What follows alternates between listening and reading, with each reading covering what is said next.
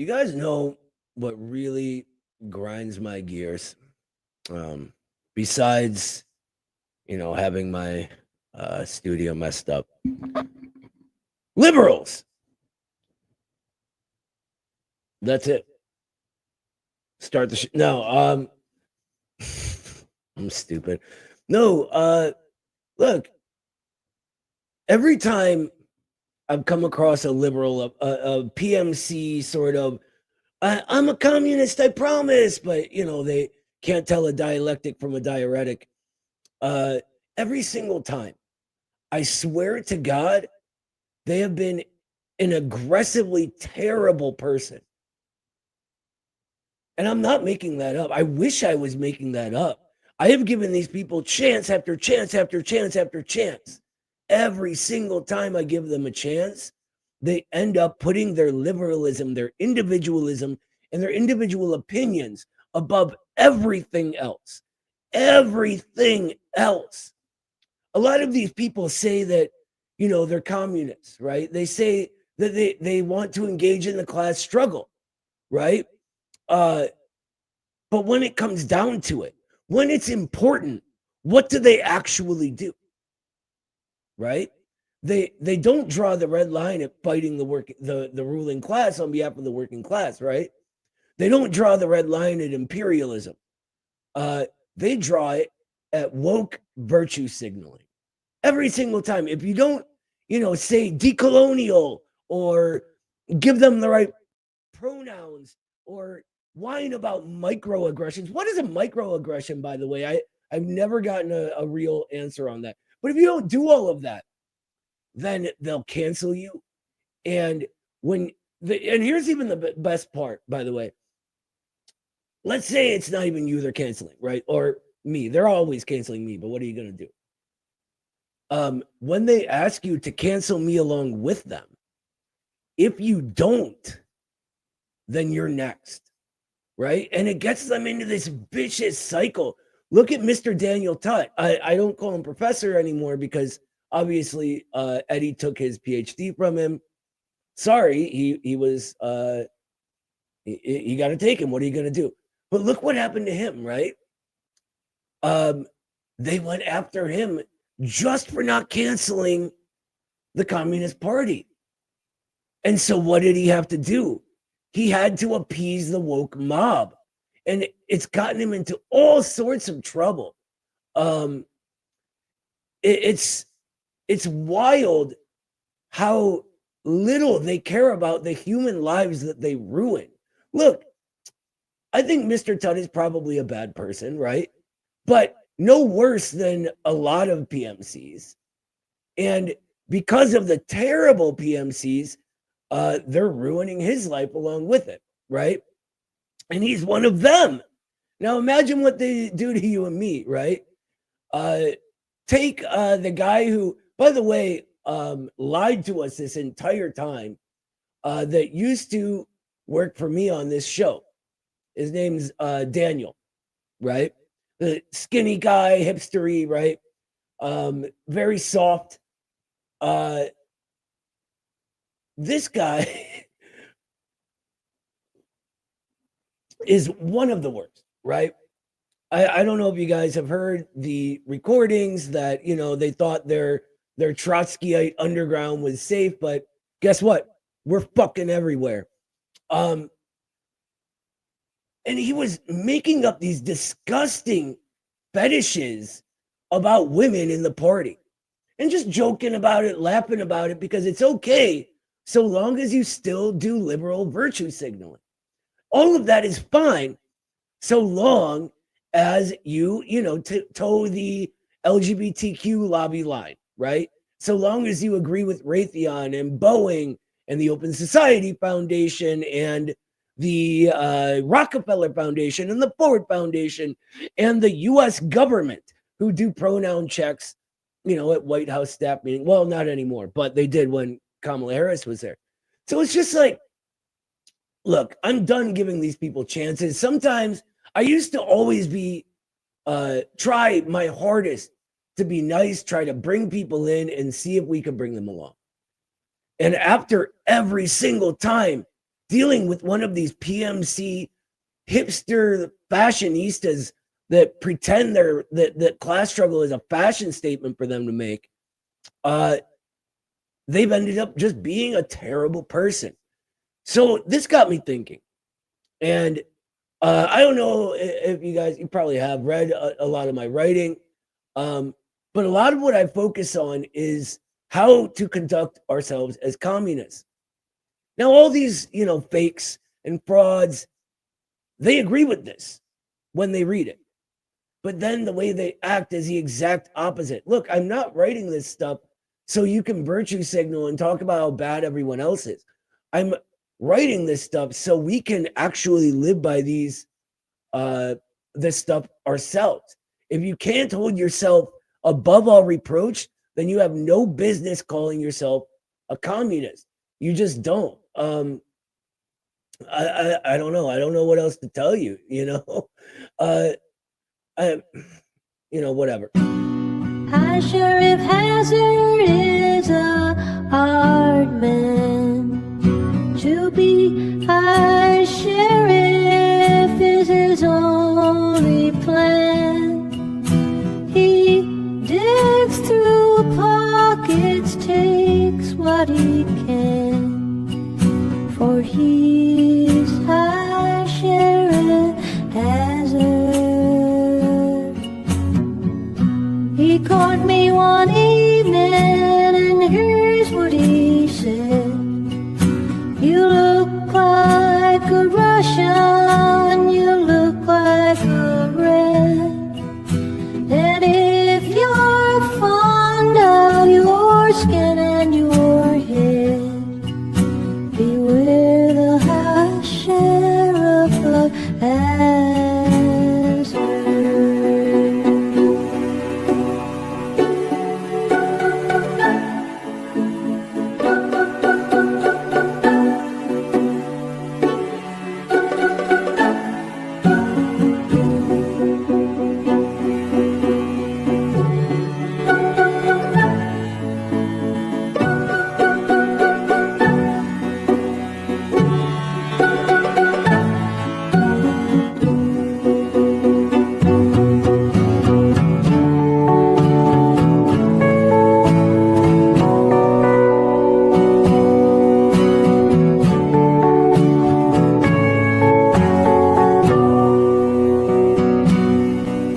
The answer is simple, the answer is clear. We all get together, ain't got nothing to fear. We throw the old bastard right out on his ear.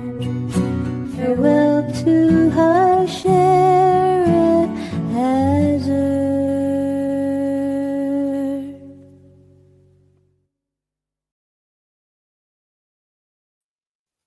What's up, everybody? I'm Noah, and this is Noah's show.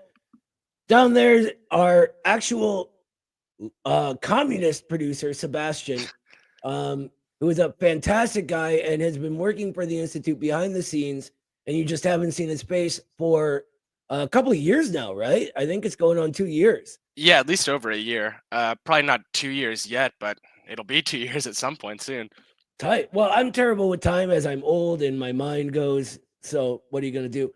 Look, I want to say something before anything else. I was going to bring up just a really scummy thing that this guy did that really like sticks in my gears. It grinds them up like no other. This guy literally played on my kindness in order to try to engage in the most disgusting anti-communism you could ever see, by telling me that he had a sick aunt and he needed to go to Puerto Rico to take care of her. And so, of course, I'm like, look, we'll put the show on hold, whatever you got to do, family first, right? The two-facedness of every PMC anti-communist I've ever met is off the charts. And the thing is, we actually have sick relatives, so Right. for that kind of lie to be put forth, I don't know what he's thinking, but clearly, you didn't care 1 ounce for any of us. But it's a No, tough pill to swallow. But here we are, moving onto the work that actually matters. And 100%. one day it'll just be a funny story, a funny anecdote. We can say about, yo, you remember that time in 2025 where these Trotskyists tried to wreck the park? Yeah, but It's wild. Like, I mean, once a trot, always a trot, right? yeah. This is a guy that was like talking about trying to sick liberal NGOs on us, right? A- Yeah. As if the liberal NGOs aren't already after us. It's Yeah. wild, like how quickly, and it's just like Trotsky, right? How quickly they abandon everything the minute they don't get their whiny little way. It's crazy to me. I don't know. And it's also like certain phrases that just stick out like red flags. Like upon listening to the video, stuff like talking about Hollywood scripts, like although that in and of itself is not, a red flag, it's just a weird thing to talk about.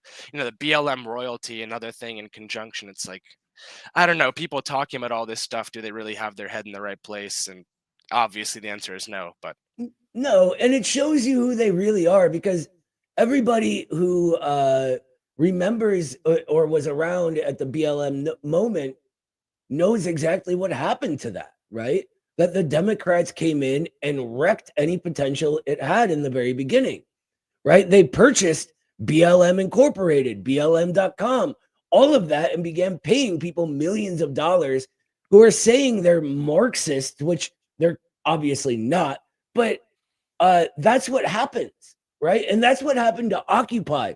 As soon as the NGOs came in, Occupy fell apart. Now, granted, Occupy was sort of flailing already, just because it was so large and there were so many anarchists who, their hearts were in the right place, but they're so adverse to organization that it really made any actual concrete move, like motion forward and goal making, impossible.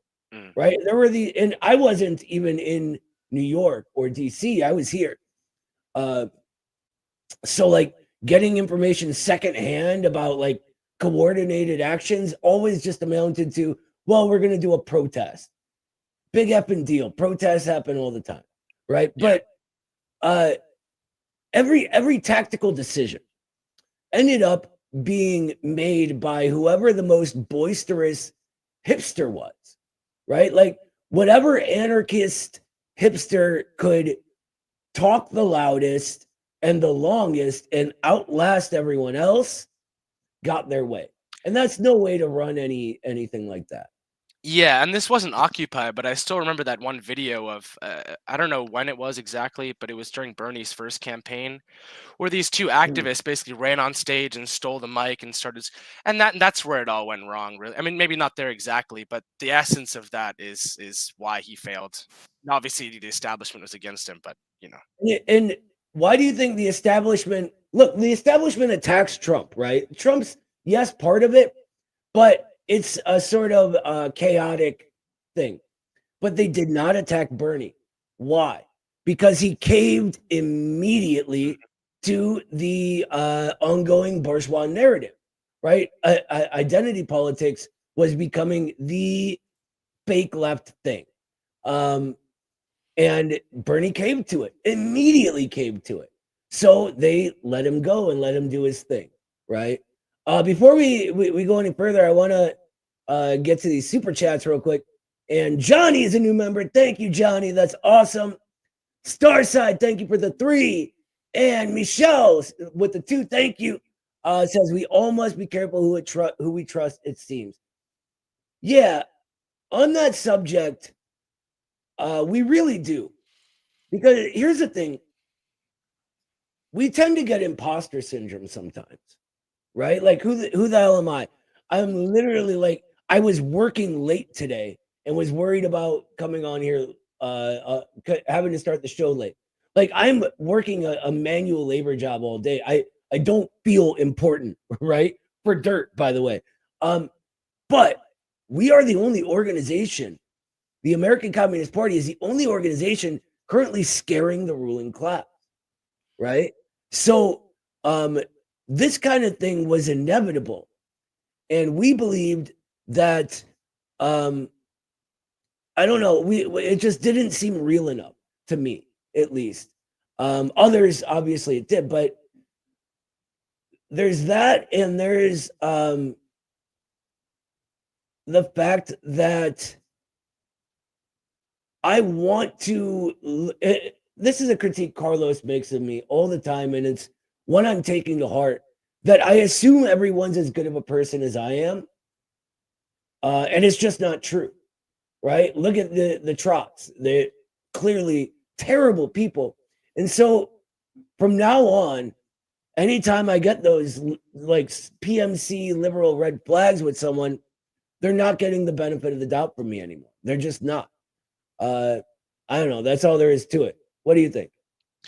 Yeah, no, I totally agree. And I just remember like a month and a half ago standing with Daniel on a street corner when he was talking passionately about, Marxism, about organizing to me. And, I would have considered him a friend. And it's just sad, I'm sure you would have as well, but it Yeah. it Well, I is mean, what it looking is. back, there were signs all along, like, and I just thought it would like come to him. Like he always talked about his training in Marxism, but frankly, he couldn't tell a dialectic from a diuretic. The guy doesn't know the basics, like the very basics. He just kind of pretends and then gives his like moral liberal analysis and pretends that's Marxist because it comes with the words revolutionary and dialectical and it's just silly. Oh, here we go. Manuel, you want to put some money on that? We can put money on it. This is a call-in show. Stick around after the debunk and Yeah, I call can add you in. to the list. Sebastian, give him priority if he calls in, Mhm. and he can try to make his case. I will bet you $100 that you're wrong, and we could do it now if you want. I assume, however, Manuel, that like every other anti-communist, you ain't got the balls to do it. I don't know. Prove me wrong. Anyway, let's start the show, huh? Mhm.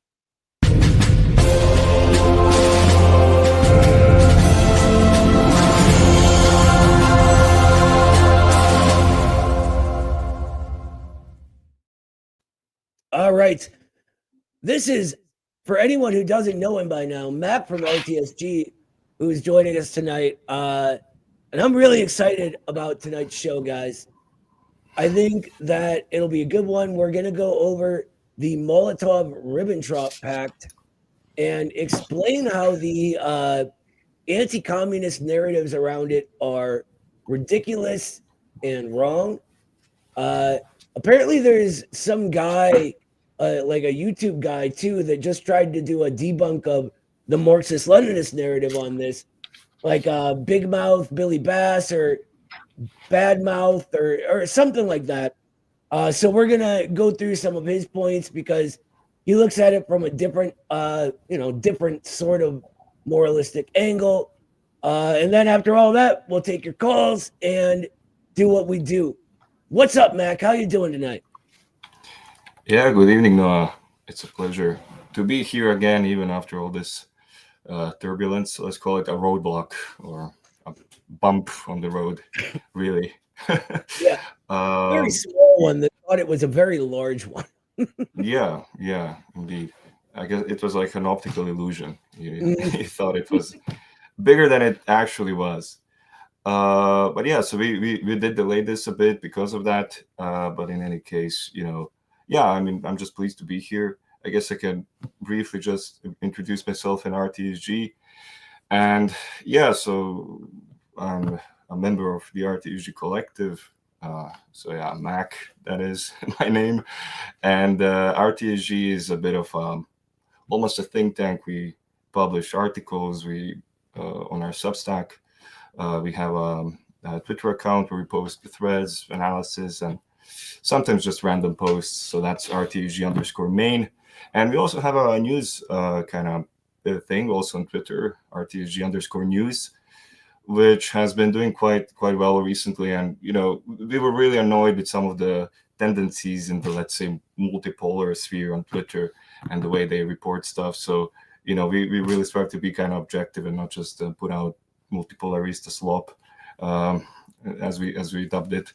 But yeah, and obviously we do analysis, you know, beyond Marxism and whatnot. We philosophy more broadly, economics, Chinese development, all sorts of stuff, epistemology, and history. Obviously, that's kind of my creme de la creme. And especially this topic, people who know me for a while will know that this is almost Molotov Ribbentrop practice. It's almost a meme with me for how long I have been researching it. So that's about it.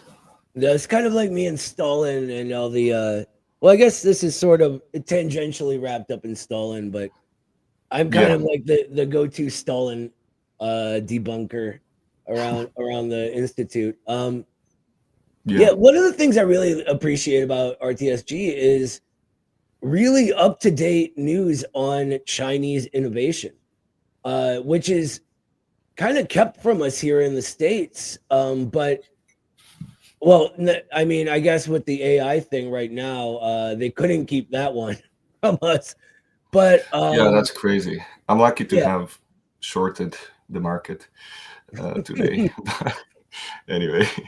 You know what's funny? You know, there's this guy I debated back in the day, Drew Pavlou. You know who he is, right? Oh yeah, I debated him on this very topic actually 2 years ago. Did you really? That's funny. This kid is so ridiculous. Like, and this is the thing with anti-communists. They glom onto any tiny thing they can and twist it and lie in order to attack communists, right? And so he's like saying, like, we can't let the evil CCP in control of this giant technology and this AI. And it's like, dude, it's open. They literally made it open source. Yeah. That's kind of, you know, destroys all the arguments.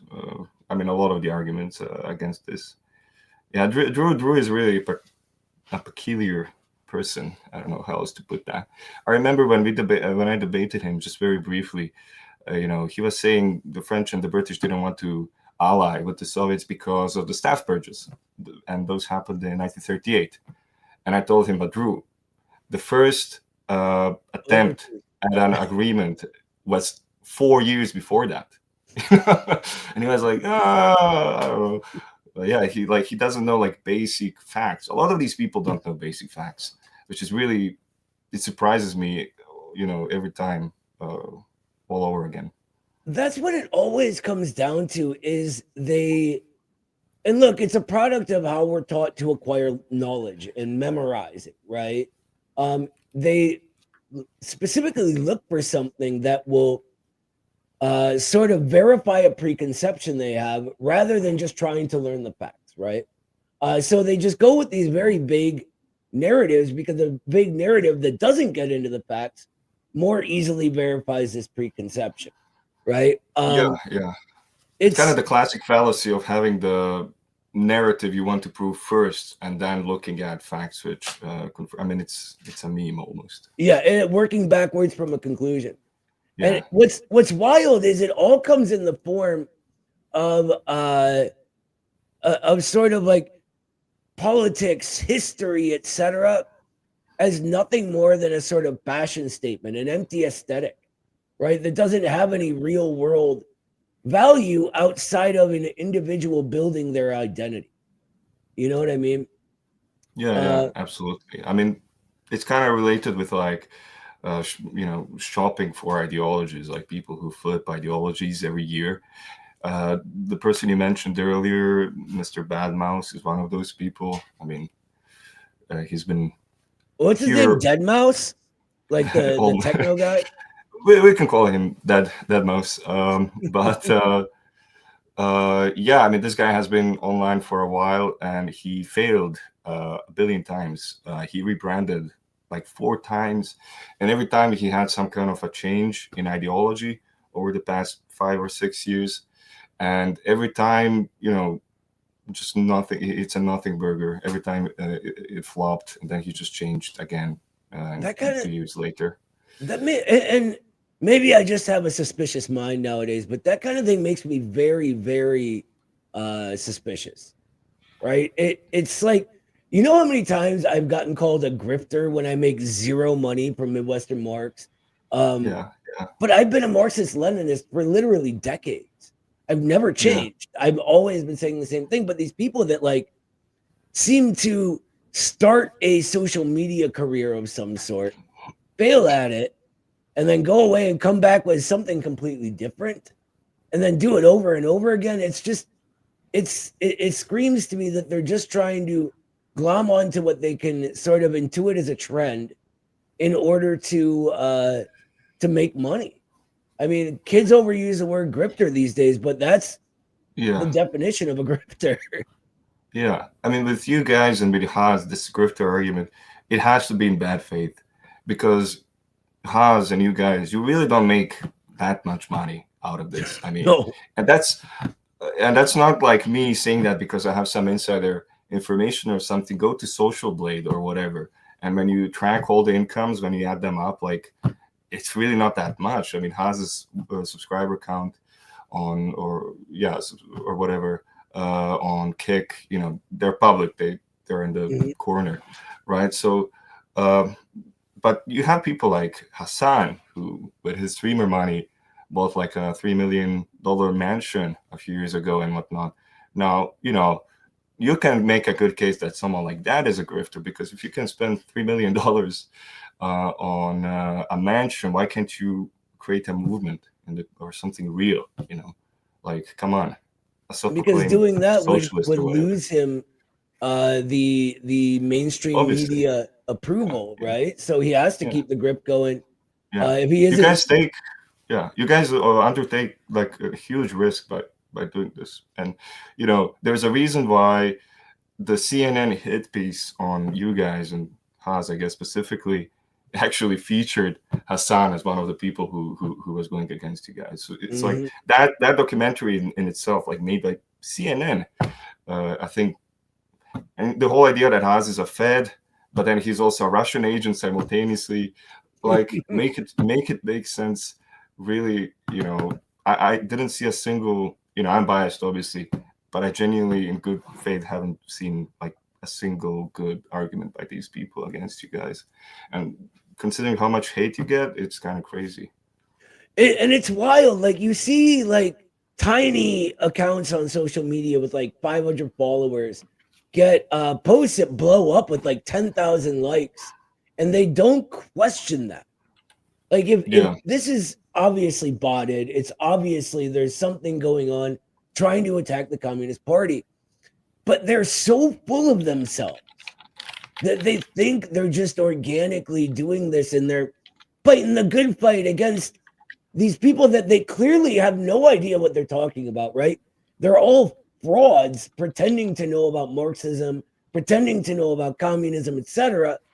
But if they attack the Communist Party, they get that little dopamine hit of likes, so they do it, right? Yeah. I don't know. It's kind of like a feedback loop of sorts. Yes, very much. Look, we got a couple trolls in the chat. Attention, trolls. If you don't have evidence of something, if you don't have an argument to back up a claim, shut up. You want to make your argument, go ahead. It's a call-in show. We'll give you priority. You can come try to make your argument. But until then, stop just whining and lying in my chat. It's my chat. I make the rules. Go fuck yourself. Yeah. Well, anyway. it's more entertaining with the trolls sometimes. Okay.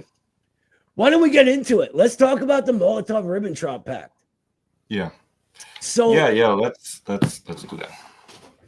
that. For anyone who isn't aware of what the Molotov Ribbentrop Pact was, or what the narratives around it, we're going to go over it. But basically, right before World War II, the Soviets were desperate to buy time before getting invaded.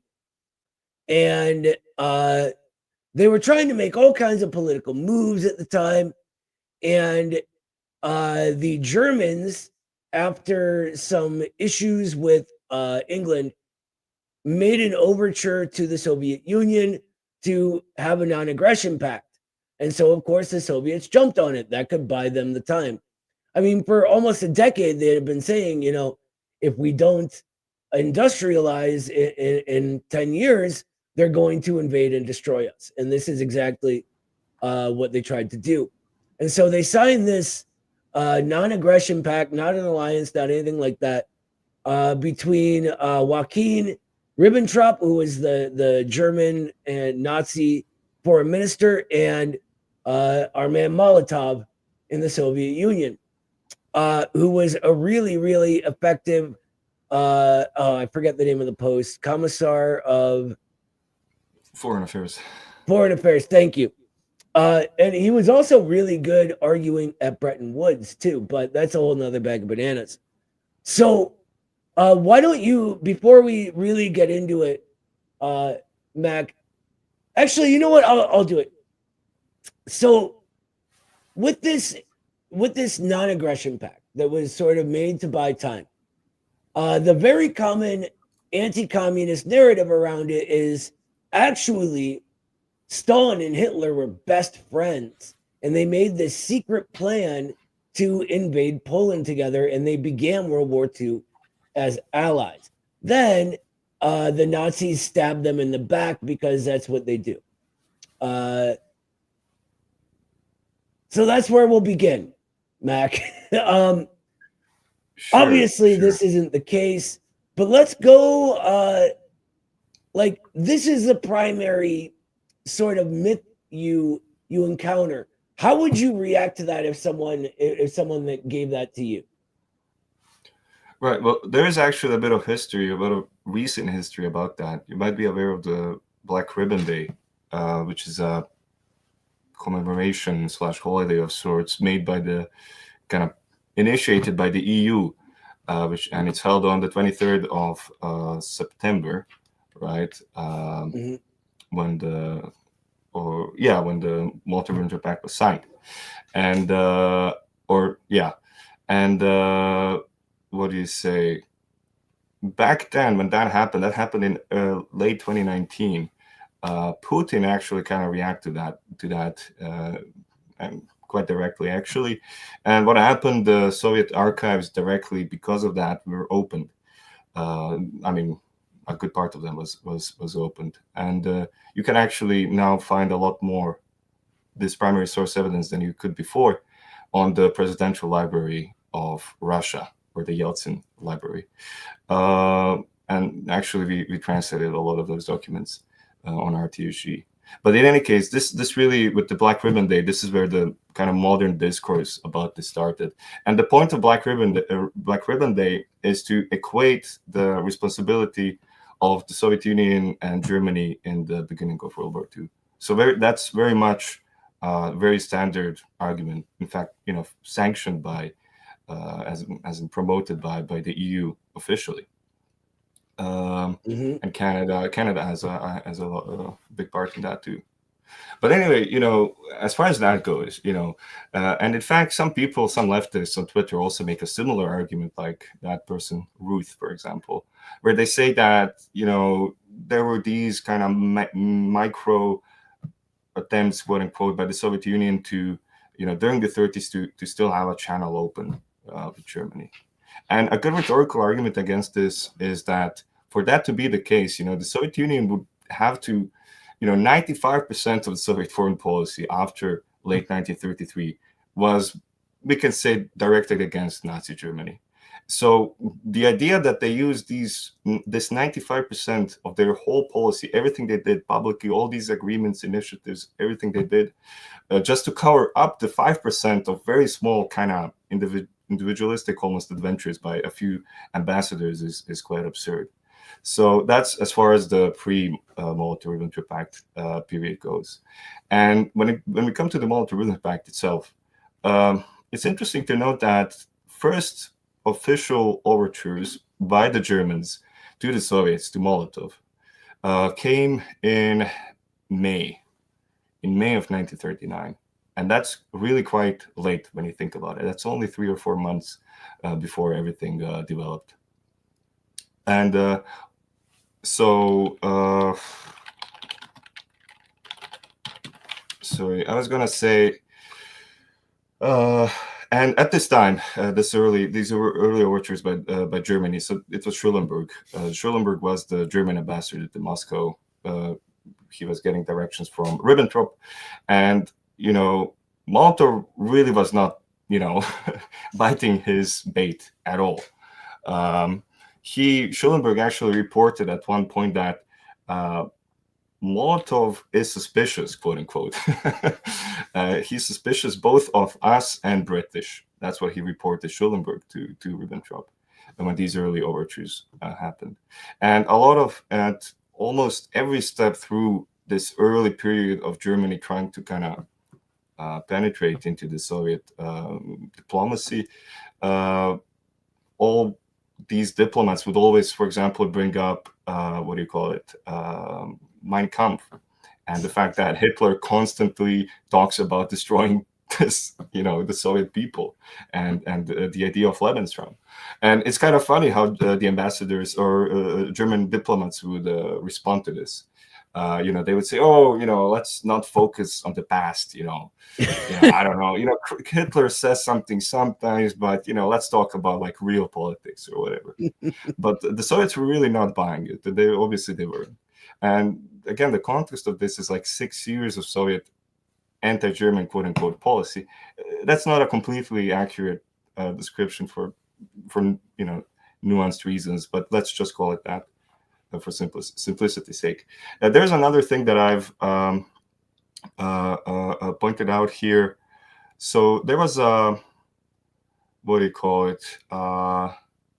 secret secret kind of Oh, the secret section of the memo. Yeah. There was like a memo by the Germans about their plans for. I can't believe I cannot find it right now. About their plans for the Soviet Union, and this was quite late. This was like around June of 1939, and there it very, very directly said, like Hitler was saying, actually exactly what happened. He said, like, first we will eliminate Poland in 2 or 3 weeks, and he expected the British and French response to be slow. And then he said that will be followed by the military defeat of France and Britain. And he said after that, we can focus on the Soviet Union. So, this report, by Hitler actually perfectly, like, that's what happened, as we know. And this was actually intercepted by Soviet intelligence, and it was on Stalin's table. So anyway, the idea that the Soviets had any trust in the Germans is ridiculous, based on all of this. Because the whole Soviet Politburo, the whole Soviet diplomatic corps, everyone knew what Germany's end goal was, right? And this is, again, obvious, let's say. And so this destroys the narrative, I would say, which you said earlier, about the idea that these guys were friendly because they were totalitarians or whatever. They were clearly not friendly on any ideological basis. So then we can get into, was this kind of realpolitik approach that they chose for, getting time, was this justified or not? But in any case, it was not ideologically motivated. I think this is clear. I'm going to find the document now. I think it's interesting to me how easily people buy that, right? But look, at the end of the day, things don't happen because of idea. Even if they were somehow similar ideologically and they could not have been different, or could not have been more different, rather. Even if they were, that's not how things happen in the real world. There's an entire history leading up to World War II, forcing Germany to begin. Well, so it all begins really with the U.S. forcing the Western Allies to repay war debts from World War I, right? Which forces them to make Germany pay reparations, which makes room for the Nazis to rise up, and blah, blah, blah, right? But before this, and here's one of the points that the bad mouth does, right? is that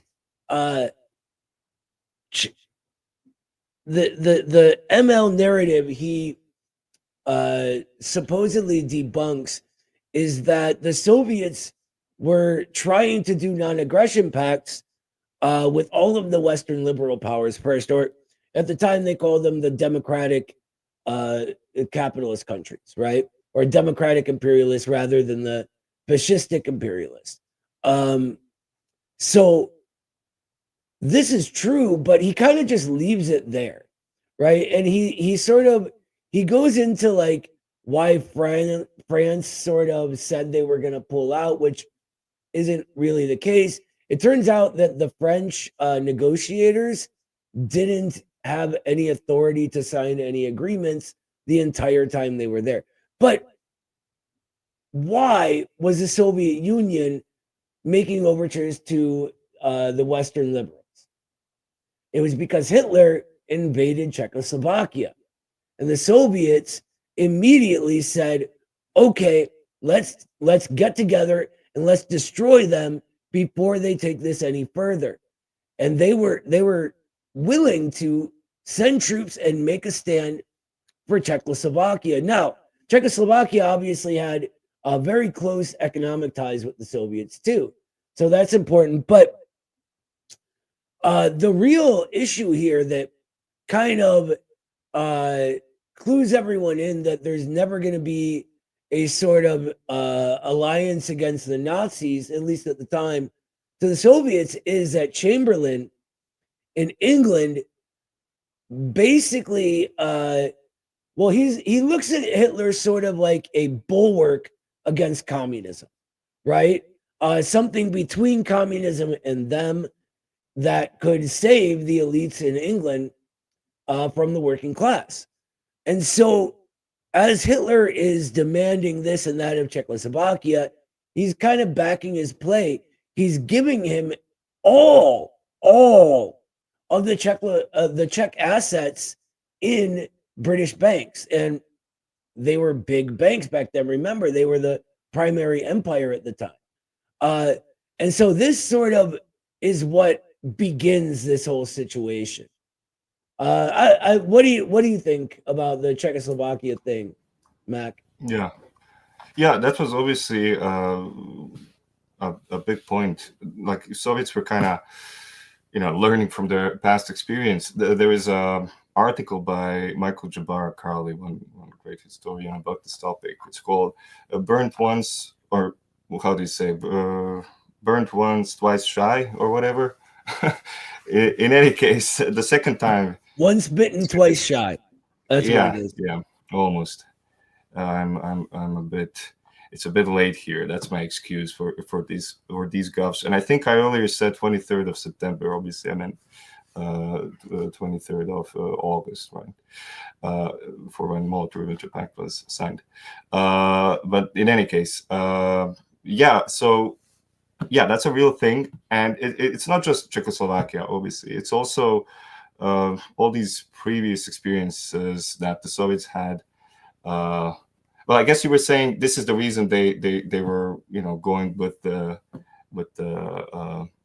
allies rather than with Germany, and that's obviously true. But it's also very ideological, I would say, why they did that. But as far as Czechoslovakia goes and their experience with the allies, and additionally why they were so suspicious of these allied kind of like this. When the staff talks were happening in Moscow, the fact that they didn't have any rights to sign any agreements, for example, like all of this kind of smelled like what they were doing before, the allies, that is, because the Soviets really wanted to have something concrete on the paper. Because what happened with Czechoslovakia, Czechoslovakia technically had a mutual assistance pact, both with the Soviet Union and France. And nothing came out of that, right? It was a dead letter on the paper or whatnot. So it was really important for the Soviets now to have something concrete, to have proper staff talks, to have agreements that they could rely on. Because what's to say that the Allies wouldn't just do another Czechoslovakia, just bamboozle them in this way. So this is why the Soviets were extremely skeptical of the Allies, obviously. I mean, especially England. Yeah. I mean, the whole thing with the separate peace was going on, and even in the beginning, they were sort of mocking the German invasion of France. They were calling it, I don't know the French word like for it, but they were calling it the lazy war. Yeah, Or like the droll war, like because nothing was really happening. And it's really just more phony war. the That's phony what war. they Yeah, call it. yeah. It's really just more evidence that the target all along was the Soviet Union. I mean, even if it wasn't spelled out in Hitler's stupid book, which by the way I read once. It's terrible. One of the whiniest. Uh, look, Hitler was PMC before there was a PMC. Anyway, I interrupted you. Go ahead, brother. I'm sorry. Yeah. I guess as far as the negotiations go, this bad mouse person, he actually talks about the negotiations and how the, what do you call them? Yeah, Sitzkrieg, like sitting war in German. So one of the things he says is that the MLs, like, they forgot about the fact that the negotiations collapsed because of the Soviets, because Soviet demands were too big or whatever. And first argument with this is also kind of referring to the past 6 years of Soviet foreign policy. And all issues which the British and the French, primarily British, were complaining about during those staff talks was something that the Soviets already mentioned, like in 1934, as early as 1934. Like the issue of indirect aggression, which was brought up. This was something that was talked about as several times, basically. Even in 1939, when there was idea for a four-pact thing in March of 1939. But as early as 1935, there was idea. And in 1935, for example, there was also the issue of joint guarantees of the Soviet frontier for the Western frontier. So, the Soviets said, okay, guarantee the Baltics and Poland, and we will guarantee Belgium, Holland, and those countries. So all these topics, basically, which were problematic during the negotiations, actually were discussed years and years and years before, and almost every year they were happening, including staff talks again. In 1935, when the Eastern Pact was being negotiated, which eventually mutated into a very weak pact, obviously, between the mutual Franco-Soviet Mutual Defense Treaty. Here the topic of staff talks was very important too.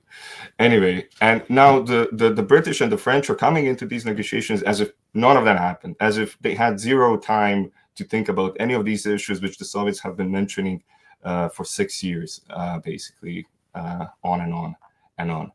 And moreover, it's really hard to say that the British, especially the British again, were genuine in these negotiations. There's kind of an infamous quote, and I'll just quote Carly here, what he says. British representatives, so at these staff talks in Moscow, mind you, this is July, actually even August of 1939, so only several weeks before the war started. And it was clear for everyone that war is approaching. So British representatives were instructed to, quote, go very slowly in the military negotiations. If there were no agreement, at least time would be gained until autumn or winter, delaying the outbreak of war. So this was kind of the British rationale. And, for example, Halifax didn't really care about that. Halifax's position was, go as slow as possible, delay all of this stuff. We are only really doing this so the Soviets won't go to the German camp. And it's kind of interesting that this is something that was kind of understood by everyone. It's only logical for the Soviets, including by the British, that they would go with the Germans if they don't offer them anything. Like, this was kind of an understood position that the Soviets could take if all of this failed. And there's another quote here. I'll just quickly read it, by Harvey, who was Halifax's private secretary, and obviously Halifax is the chair of, or he's the British foreign minister. So he says, It's a proper mess, chiefly owing to the slowness and reluctance which we first tackled Soviet Russia. The government will never get anything done. So this was his analysis of these events. And the French were also complaining. They were saying that they were empty-handed in these negotiations. Mind you, the Soviet representatives, you know, you have Voroshilov, you had Molotov, like heads of government, heads of military. Molotov was in fact the head of government formally, or chief commissar of or something.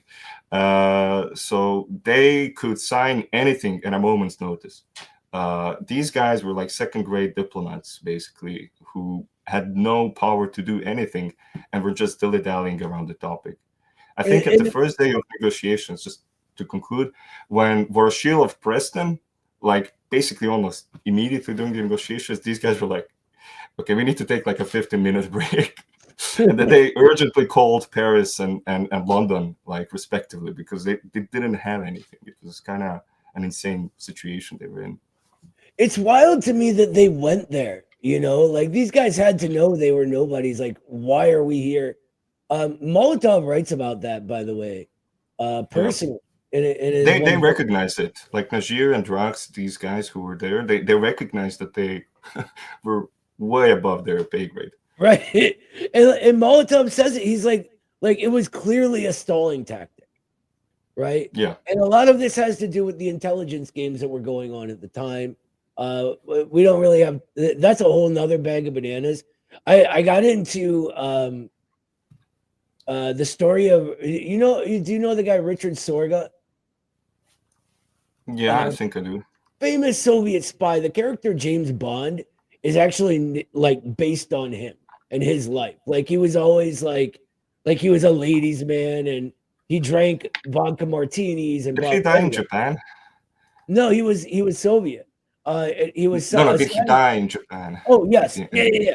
He was assigned to the Germans at the time, right? But all right. I'm gonna get us way off the topic if I talk about it. I've just been reading about it, so I'm like very excited about it. But yeah, look, Molotov even said they were wasting time, and this is sort of you have to understand, like when people tell you that this is all ideological, the two totalitarian countries, or if it's like a fake libertarian, they say, you know, they're all socialists, so they wanted to be friends.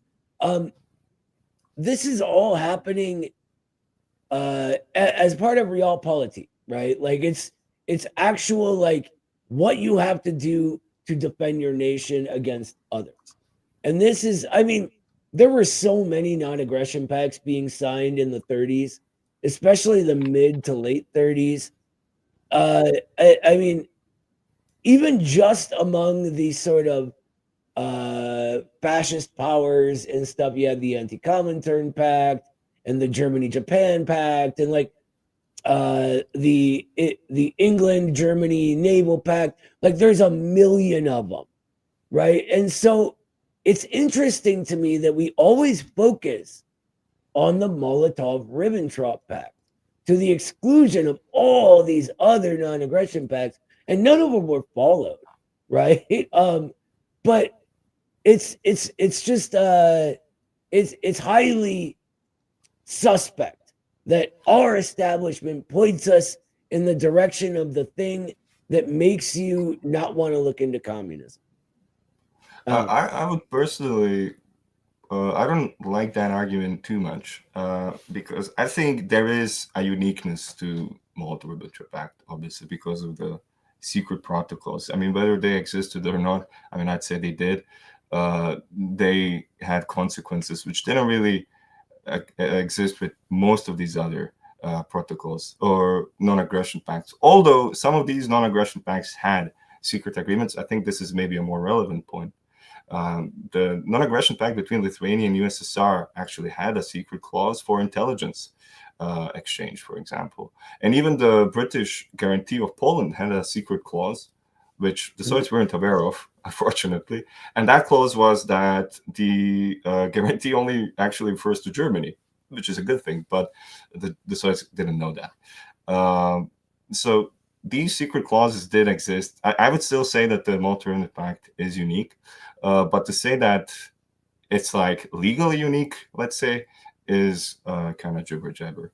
And I would say it should also be considered this is relatively early diplomacy. Like, you know, people look at it from this perspective where we have the UN and whatever. Right. I mean, rule-based order, blah blah blah. I mean, all of this, you know, all of this is questionable. But back then, like with the League of Nations and whatever, like this was really kind of new stuff. Like, and these old kind of methods of just like jumping into countries when there is a power vacuum, that's not really something that was unheard of at all back in the day. I mean, you know, Germany pressured Lithuania and just giving it a province just through diplomacy and whatever. When the war started later, Britain completely unilaterally invaded Iceland. It just took Iceland from Denmark because to prevent Germans from going there. There was no like some kind of agreement or anything about that. They just invaded the island. And I think, for example, this Iceland example, now that's pretty close to what happened with the Molotov Ribbentrop Pact. And just one last point, as far as that goes, is that actually it's also quite, it's known that not just Iceland, but Norway, the British planned to invade Norway, preemptively occupy it so that the Germans would have a harder time to do that. And the Germans really only by like a few weeks or maybe even less were quicker to get into Norway. So, you know, but yeah, so this like jumping into countries to protect your interest thing, yeah, I mean, Britain did it twice in the same period, for example. And there's not many other examples, but there are other examples of this behavior. I don't think that's sort of condemnable, especially in the instance. No, And not really.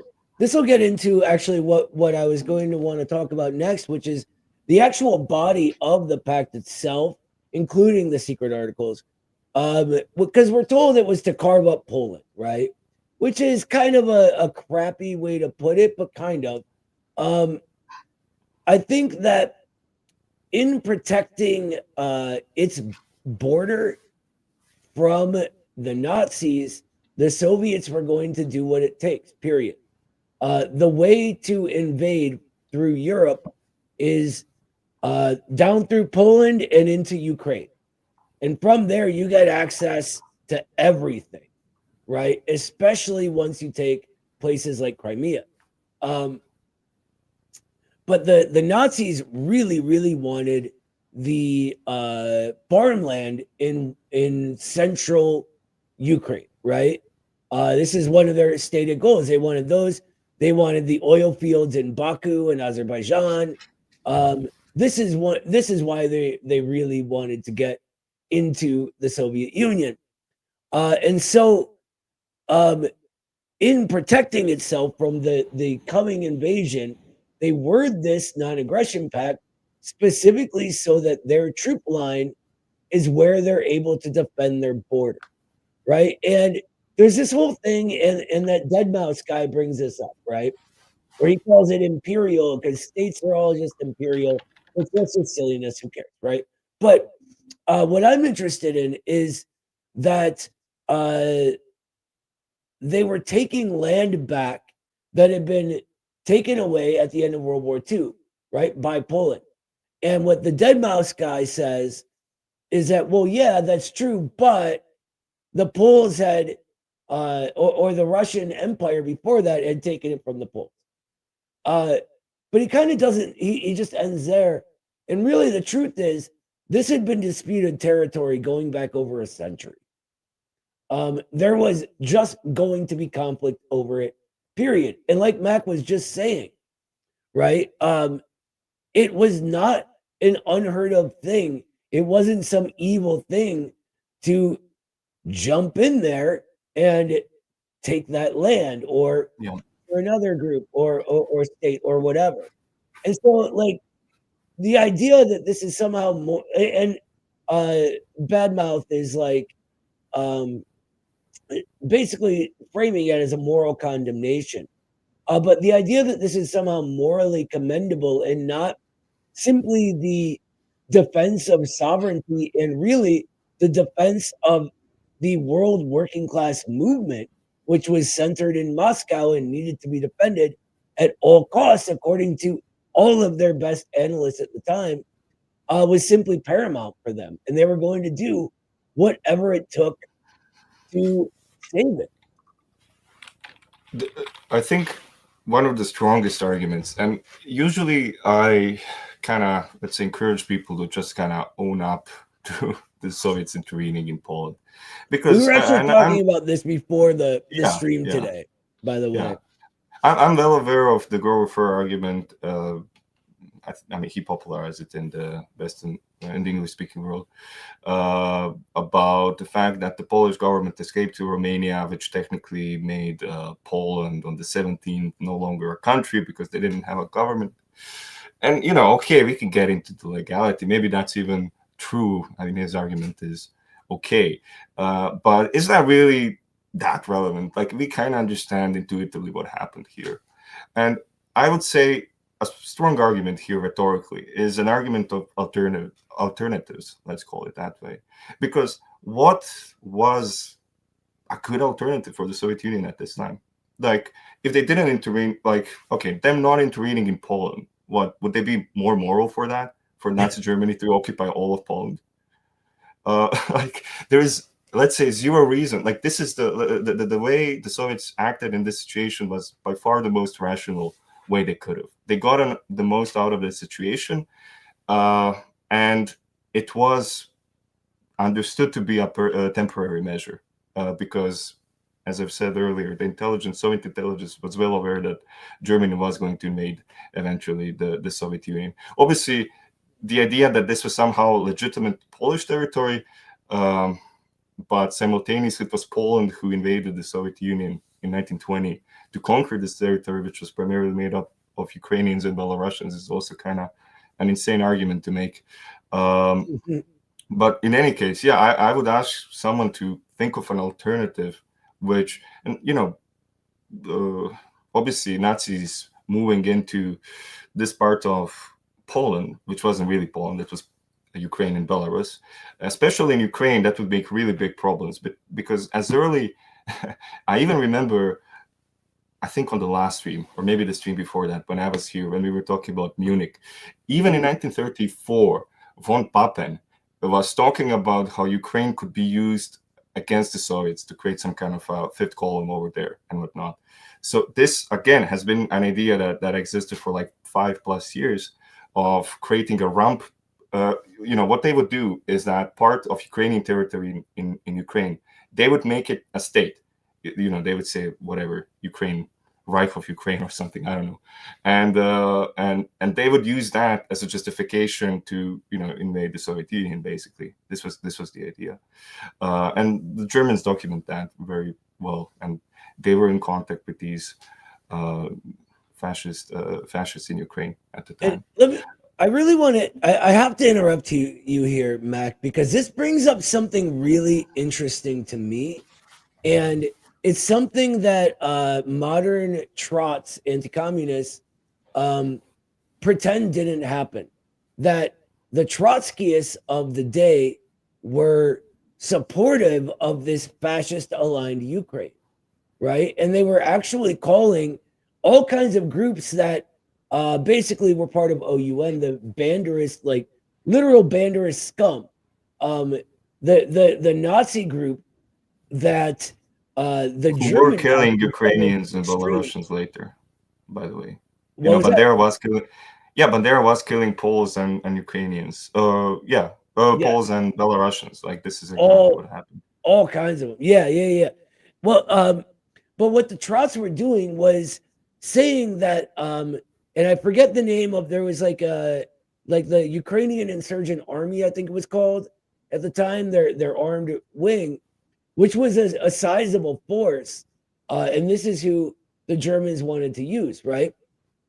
The Trotskyists, the Fourth International, were calling them socialists, right? And talking about how they're an independent, anti-Stalinist socialist force. And they were using this, like, Max Shachtman and all these morons were using this really flawed logic that it's impossible to have capitalist restoration. So even if they were reactionaries, which is immediately what people told them, right? Like, these are fascists, they're reactionaries. But he said, even if they weren't, it doesn't matter because you can't restore capitalism. So materially, they'll be fighting for socialism, but without Stalinism.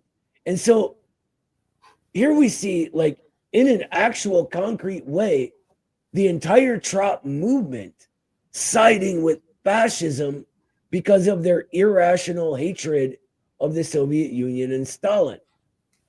Just an interesting sort of side tidbit that Yeah. I wanted to get while it was brought up, you know?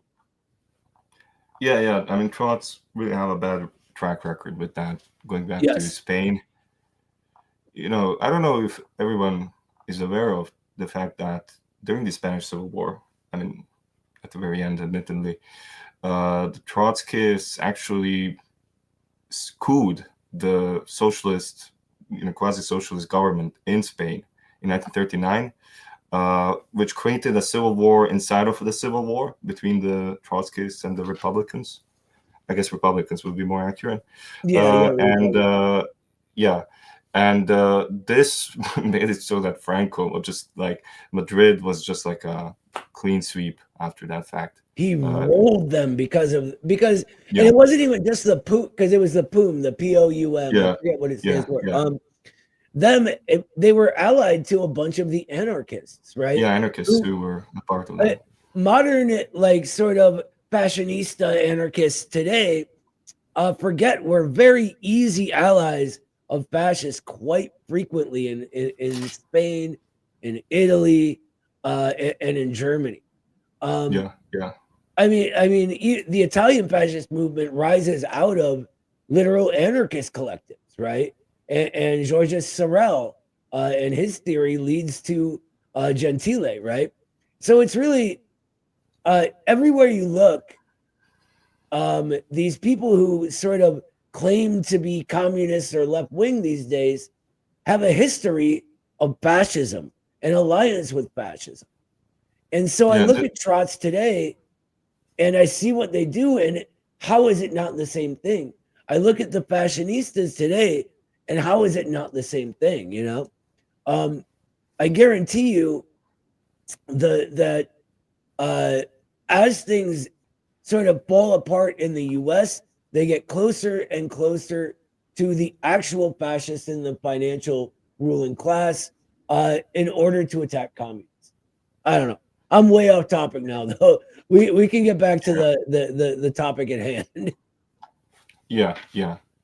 But yeah, I mean, you're right. I mean, didn't they ally with ISIS, the Trotskyists, for a while, among other things? And in Spain, they wanted to create a conditional surrender with Franco, which is completely insane. Yes. Anyway, I guess, well, we covered kind of I mean, I had a lot of material here, but it would probably be too hard to summarize. I guess one interesting fact is that at this point, like in spring of 1939, the British and French opinion, like public opinion about the Soviet Union, was extremely pro-Soviet, an alliance with the Soviets, basically. Because earlier Chamberlain, and this was a consequence of Munich in a lot of ways, but earlier Chamberlain would always kind of refer to him, to refer to the, public, this would be way too unpopular and blah, blah, blah. And here we have, so it says, in April of, and this is a relatively known fact, in April 1939, one poll showed 87% in favor of an Anglo-Franco-Soviet alliance, only 7% opposed it. This is in Britain. And Maisky, the Soviet ambassador in London, would offer, 87% in April of 1939. So this is only a few months before the war, and at a critical point, because this is basically in March, there was an initiative to create this kind of four-power pact, and this was actually, there was some momentum actually by French and the British here, but it was short-lasted, and it was still based on kind of unilateralism, and moreover, even though it was like a technical four-power pact, also they were really really bad at communicating. Let's say the British didn't inform the Soviets for like over 10 days that the Poles rejected this alliance, which the Soviets was just like insane. Like, why didn't they inform them? And the four power pact obviously was supposed to be France, Britain, the Soviets, and Poland.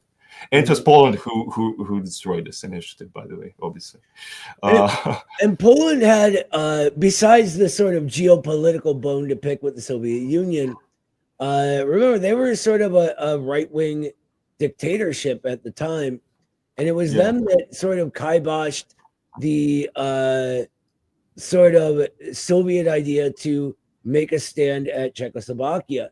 They refused to let the Soviets through. Poland. Listen, Poland is kind of it was like a quasi-fascist, almost oligarchy. Yeah. I mean, calling it fascist has some implications, but it was a reactionary country. We can put it that way in a Marxist sense, and it has a really bad track record of destroying all of these initiatives. Again, going way back to 1934 with the Eastern Pact, which was a really big initiative, which probably, I mean, it's obviously impossible to say, but had it materialized, it would have probably at least scaled down World War II, had it still manifested as it did. And Poland was obviously the Germany, but Germany wasn't a necessary component of the Eastern Pact. Poland was, for obvious reasons. So there's that. Also in 1936... Real quick. Explain the reasons, because I know they're obvious to us, but like some people may not know the geography or situation. You know what I mean? Well, it kind of stems from Polish policy, which was nominally a policy of equilibrium.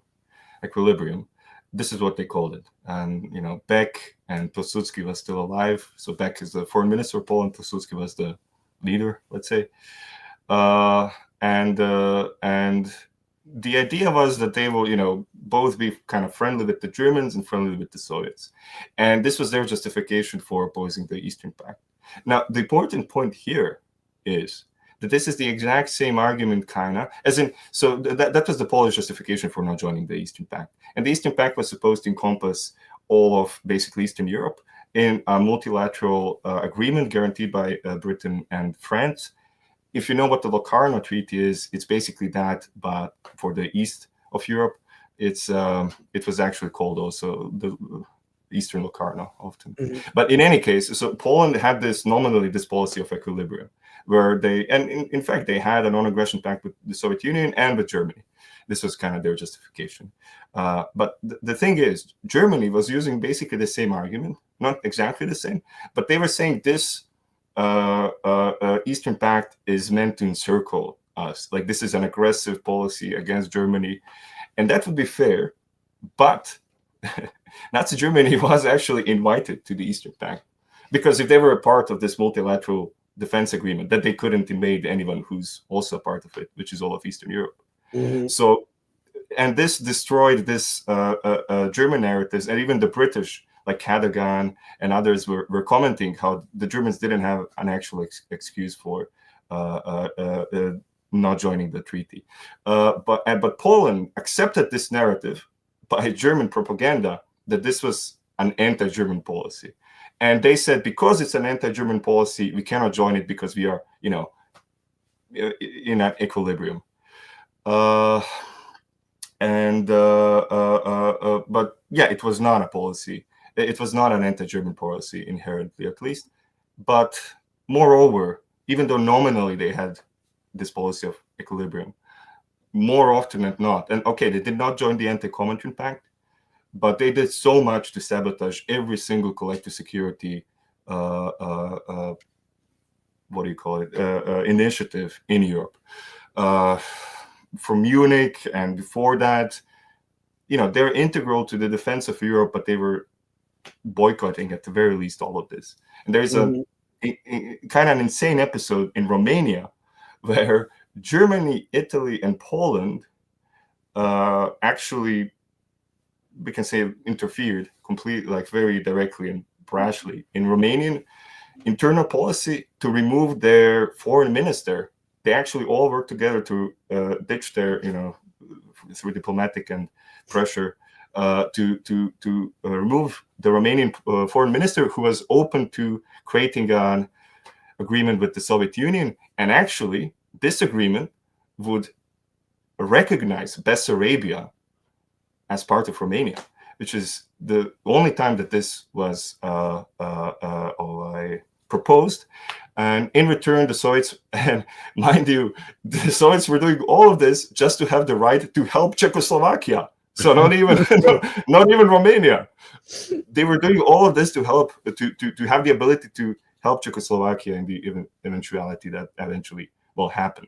And this is such a problem to Poland and obviously Italy and Nazi Germany that they interfere to destroy this. So this is, for example, the absurdity, like the idea that they were, there are some Polish historians, for example, this woman,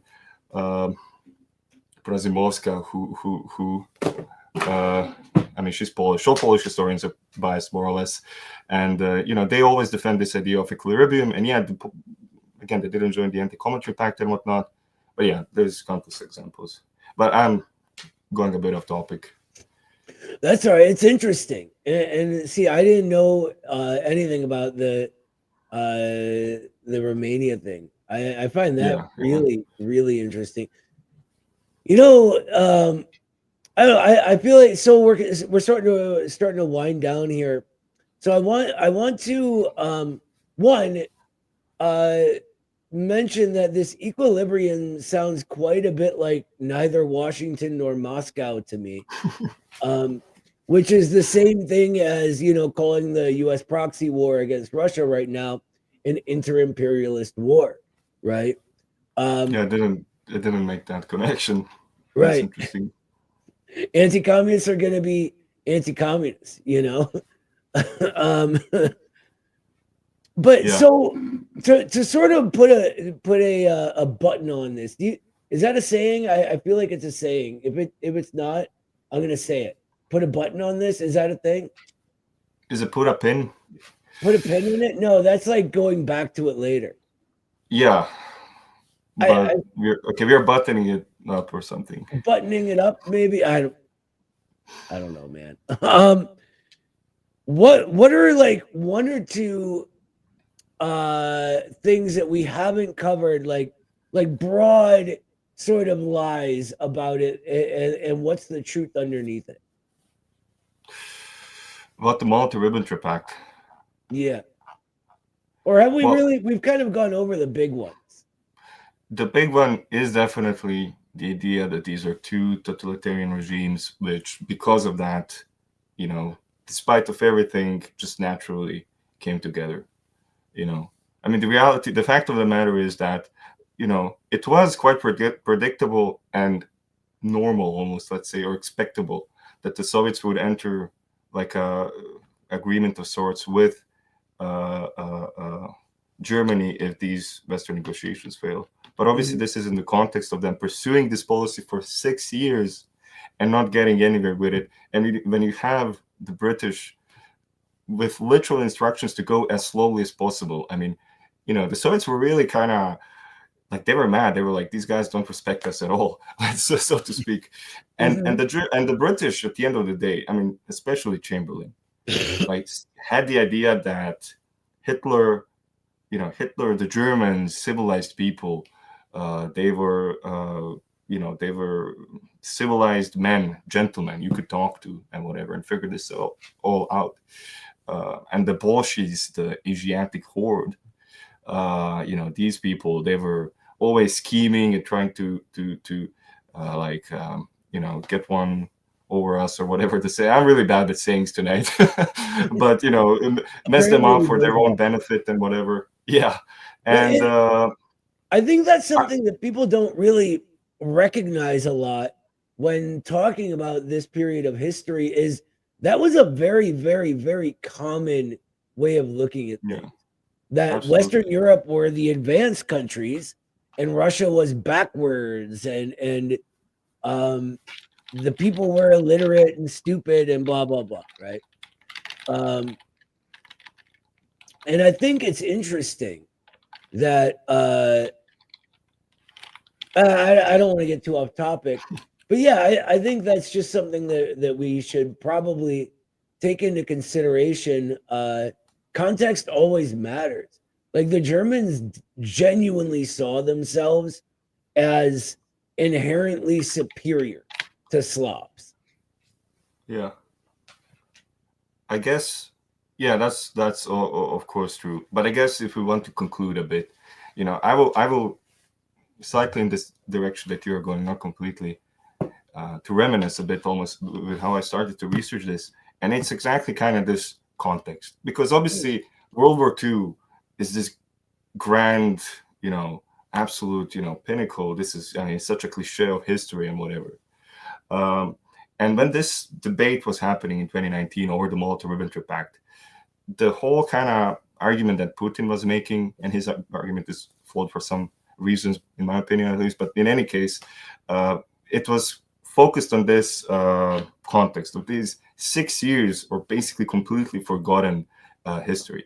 Like the Eastern Pact, which was a monumental initiative, which caught the attention of every higher member of the French and the British government, and most of other governments, including Germany and Poland in Europe. It has a Wikipedia page of like 2 paragraphs. Like no one knows about the Eastern Pact or whatever.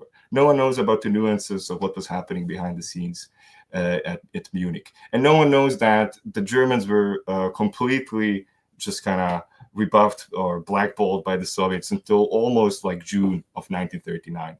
And that the only reason they were, let's say, blackballed on, they got blackballed on the alliance with the Allies was the Allies' own complete like just slowness and dishonesty and whatever. So there's like a monumental episode of six years where all of this is unraveling. There's a lot of interesting figures in all of this, and very few people research this. I would say it's a relatively niche topic, the diplomacy itself. And Molotov Ribbentrop Pact is also kind of crescendo. It's certainly more popular than any of these previous episodes. Maybe with Munich, and because of that, because World War II and Molotov Ribbentrop Pact are this just like crescendos, they're seen in these bubbles in popular history and by these all sorts of Western narratives and whatever. It just happened. There was Rhineland, Munich, or Anschluss Munich, and then Molotov Ribbentrop Pact, and nothing in between makes any sense or has any connections, whatever. So I think this is why this topic is quite interesting, and it gives such a new perspective on everything. Like if you haven't, let's say, researched the topic, you can hardly kind of understand the nuances of how it came to be. And since it is the beginning of World War II, I think it is quite important to so yeah, there's that, I suppose. All right. Well, I think that's going to do it for the night. I know it's super late where you are, so I don't want to waste your time, brother. And we appreciate you coming on, like always. Everybody thank Mac, because he's going to be here every few weeks. We're going to be doing another one of these. So I'm really going into why anti-communists are generally full of shit. Yeah. Thanks for having me on, Noah. Obviously, I think I will stay for just a bit for the call-ins, just to see if there are any relevant questions to the topic and whatever. Absolutely. So yeah, but yeah, obviously, thank you again. For sure. Obviously you're welcome. I just remember you saying earlier that you were super tired. So I am tired. I get that. I'm tired. I've been up since, I usually wake up at 4 a.m. Today, so when I'm stressed out, I sleepwalk, by the way. And so this morning I woke up, I was sleepwalking. So I woke up early at 2 a.m. and I could not get back to sleep. That's interesting. So then I went into work early and then got out of work late, and here we are. Yeah. I had one of the worst sleep schedules in my life actually today, because I went to bed at 8 a.m. actually, and I woke up at noon. Ooh. And and I've been on my legs for the entire day. But basically I pulled a semi all-nighter, which is completely ridiculous. I don't know why I did that, but and then it messed up everything. Yeah, Mig, thank you, man. But yeah, nothing will stop this destruction of anti-communist anti-communist myths. I wonder, like, there's so many that it's hard to pick one to do next. But I think what might be interesting is maybe the sort of like the neo-Nazis these days have been pushing Yagoda as like a symbol of Jewish Bolshevism Yeah. because they found a Jewish guy, right, that did some bad stuff. But they always leave out the part where, you know, he was investigated, caught, tried, found guilty, and executed of treason and counter-revolution. Like his actions were actually against communism. Yeah. They always seem to leave that part out. I wonder why. You know yourself that I think we didn't have an episode on the JQ in regards to Bolshevism, the Judeo. Oh no, we did. The first one was on the first one, yeah. Yeah. All right. Well, we'll talk about it. I must say, you know yourself, we didn't prepare too much for this one, but that's just the nature of your work today and me being a moron with my sleep schedule. So in my incredibly busy week. Usually I sort of put outlines for these together over a week or so, like just every now and again. I've been nonstop busy though. I don't know if I've gotten more than like 3 hours just to relax in months. It's wild, man. My life is nonstop movement. I hate it. Yeah, I mean,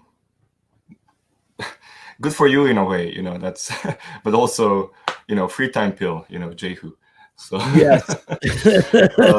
Shout out. I will say one last thing is August 23rd, so the anniversary of Molotov Ribbentrop Act.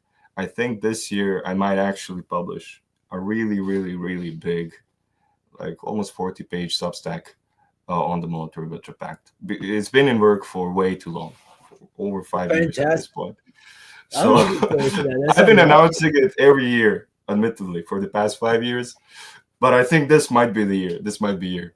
Very cool. All right, awesome. Well, all that being said, what do you guys think? Should we get to it? I think we should do this thing. Hold on a second. I gotta go to the correct place. All right. And then I gotta share my screen, right? You guys need my screen to be shared. We'll do that. All right, Sebastian, who's our first call? Let's go. You got to get into the Discord too, Mac. Yeah. You need to mute me in Discord again. Yes, I do. Yep. So, if you guys can both hear the Discord, the first call will be Battle Cossack, and he just wants to talk about the culture war and how to deal with it. AKA, like, you know, when he calls himself a communist, people thinking of that as like, you know, woke radlib. Right. That's, and you know, it's funny because that's one of the reasons we work so hard at separating ourselves from those. I mean, what else can you say? Jerks. They're stuck up, pompous, and ignorant. And so, well, I mean, we'll talk about what's up, Battle Cossack. How you doing tonight, brother? Today's hey Noah, I'm just here in my hotel here in Mendoza. I'm on vacations here in the wine capital of the world, because that's what they call it. Really? Is where all the wine is produced, in Mendoza. It's been quite nice and good with the family, enjoying the stay, and you know. Awesome. Well, so what's up? What's your question for us? Well, I was wondering about what to do in respect to the culture war, and you know, because this thing is kind of starting to piss me off kindly, to be honest. Not just me, a lot. Like, I've seen a lot of people just getting tired of the culture war in here in Argentina. It's just like people here just want to have a job, a decent salary, and the left and right just bickering each other. Excuse Yeah, me, just bickering each other about these like weird themes, homosexuality, gender, politics stuff, and that's kind of yeah. And they're already voices fighting against it. I Like, get it. Yeah, I get it, and brother. then It's a difficult thing because look, people in America are getting sick of it too. Um, and we need to be clear about where this all comes from, and it comes from the ruling class, right? It comes from the sort of change of bourgeois ideology into wokeism and sort of the old like civil sort of a more militant gay movement of the 80s dying out after accomplishing gay marriage and stuff like that, right? Well, they actually didn't really accomplish that. Anyway, that was more the Democrats taking it. But I think that people are just sick of having stuff like that shoved down their throats, right? Like it used to be that militant gay movement, their slogans were things like, keep your politics out of our bedrooms, right? But nowadays, the liberals are like trying to like force their bedrooms into your politics. You know what I mean? It's become its opposite in that way, and I think that's interesting. And I think it speaks to the hyper individualism and sort of hyper alienation of the stage of capitalism we're in, this sort of higher stage of imperialism where people are so divorced from their humanity that they begin clinging on to these sort of already pre-existing identity markers outside of themselves. That like it look, back in the day, being gay was just a part of you. But these days, because of this change in ideology, it becomes their entire identity. And they need to force that into the conversation over and over again. And this creates a backlash, right? It doesn't just create people like us who are sick of it, it creates a big backlash against it. And from there, the ruling class are always playing both sides against each other because the more we're arguing with each other over, frankly, shit that doesn't really matter. I couldn't care less who someone's attracted to. But as long as we're arguing about stuff that doesn't matter, we're forgetting about what does matter, and we're not looking at the ruling class as the cause of our problems. We're looking at transphobes or queerphobes, or we're looking at the LGBTQYPP, whatever, however many letters they have now. I think there's numbers in there now. I don't know. But yes, yeah, so the real solution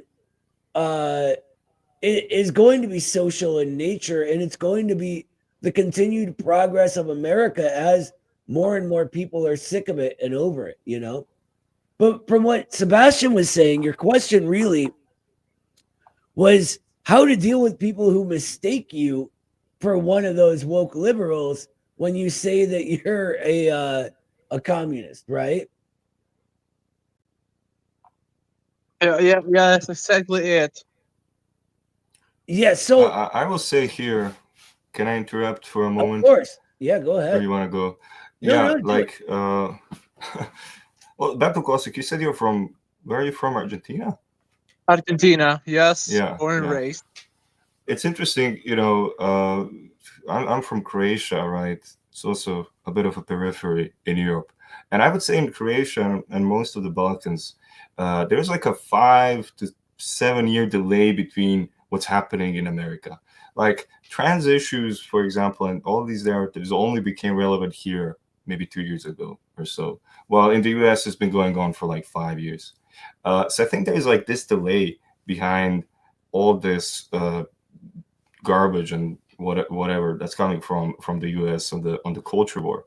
And you know, Croatia and all of these countries being kind of traditional in a way, you know, just kind of Slavic and common sense. Like a lot of this stuff doesn't penetrate as easily into the society. But definitely, I can notice it much more. And you have green parties now funded by NGOs, dare I say Soros, who are really pushing this agenda like through the big door a lot, even though it's completely, let's say, unnatural to the discourse. Like this never, like these genders and trans ideology and the culture war, all this really didn't exist. It was really imported by NGOs and whatever, just injected into the discourse. And this contrast between the US, which is like the frontier of culture war, and then when I look at my country and the surrounding area, there is like an interesting disconnect, and it's kind of obvious the way that this like information, let's say, flows from the core to the periphery. And it takes In time. Serbia, yeah, it takes time. In Serbia is not in the EU or NATO, of course, for example, and there this finds even more resistance. So definitely being integrated into these globalist projects and whatever in the Fourth Reich, as we are, and in Croatia, it definitely speeds up the process. That's also obvious in Slovenia. I don't know. Slovenia is like 3 years behind. Croatia 5 years. Serbia 7 years. And being behind is good in this case. Yeah, well, you can already know all the facts about it by the time it gets to you, right? Yeah. With Americans. I think it's interesting, and this ties into sort of my advice for you, Battle Cossack, is this isn't a problem in communist China. It certainly wasn't a problem in the Soviet Union. Actually, most Soviets thought of even just homosexuality as a trait of fascists, believe it or not, which is wild to think about. I mean, it's wrong, obviously, but so like the focus on people demanding everyone think about their genitals all day just doesn't really occur to Marxists or communists, not real ones. And the only other thing I would say is to just carry yourself differently, right? If you embody something like, look at me, for instance, people sometimes who are under those sort of misconceptions about what a communist is are incredibly surprised when I tell them I'm a communist, right? Because they're like, oh, you're not some blue-haired liberal yelling at me about pronouns, right? I'm like, well, no, why would I be? And so like there's like just my organic way of being disproves that in their mind, and then when they know I'm a communist, it sort of cements it. And so really just keep being you, and like when they're like, oh, you can't be a communist, you're not all woke and blah blah blah, I'll be like, the hell I can't, I am. Explain to them what a communist actually is, and I think you'll do fine. I'd be interested to know if in Argentina communists are associated with blue hairs and whatnot. In Croatia, that's only a Zoomer phenomena, like Zoomer right wingers, quote unquote. They associate communists with blue-haired liberals and whatever. But that's nowhere near, and obviously the reason is because Croatia was a part of a communist socialist country. So it has to be a communist has a different meaning in Croatia than in America. This stereotype of blue-haired liberals being communists, it's a very new thing in Croatia and also imported from America, even though in America that's, let's say, the norm, I would say, when it comes to that part of that. All right, well, that's all I have to say. Awesome. Well, thank you so much for your call, Battle Cossack. I hope we could help a little bit. Who do we got now? Let's keep moving, Sebastian, because I just realized we're like super short on time. Who do we got next, Sebastian? Next up is Connor. He just had a brief question on the topic of the Molotov Ribbentrop pact, so I wanted to fit him up. Awesome. You can handle that one, Mac, while I run to the bathroom. All right, sure. All right, well, RTSG has taken over the stream again. I think this is... do that every time we do Well, it's true. Hey, what's Yeah. up, Matt? Can you hear me? Yeah, I can hear you, Connor. Right. All right, cool. Yeah, I just had a couple questions about the Molotov Ribbentrop Pact. Like, Sure. when exactly did the Polish government go into exile? Was it before or after the Soviets? And then also, was there any sort of understanding between the Soviets and Poland as far as them going in with, sort of that impending German invasion of Soviet Yeah. Union? Can you just give me a little bit more information about that? Well, your first question is a matter of like historical debate, and I can tell you, Grover Fur's argument is that they entered Poland, or that the Polish government entered Romania, I think, on the very morning or the night of 17th, aka 16th, so basically on the day of the Soviet intervention. And Molotov actually, I think, on the same day when the Soviets invaded or whatever intervened on the 17th, that he made a statement that the Polish government escaped in exile, which made it so that this is no longer a country, hence giving us legitimate right, let's say. Like, they're not encroaching on anyone's sovereignty because Poland doesn't exist anymore. It's not a country anymore. So this is also the Soviet official line, which is, I guess, something to consider. But yeah, liberal historians will tell you that they left the country after the Soviets intervened, and exactly because of the fact that the Soviets intervened. The liberal, let's say, narrative is that the Soviet government they wanted to entrench on a river. I forgot the name of the river, but it's basically on the southeast of the country.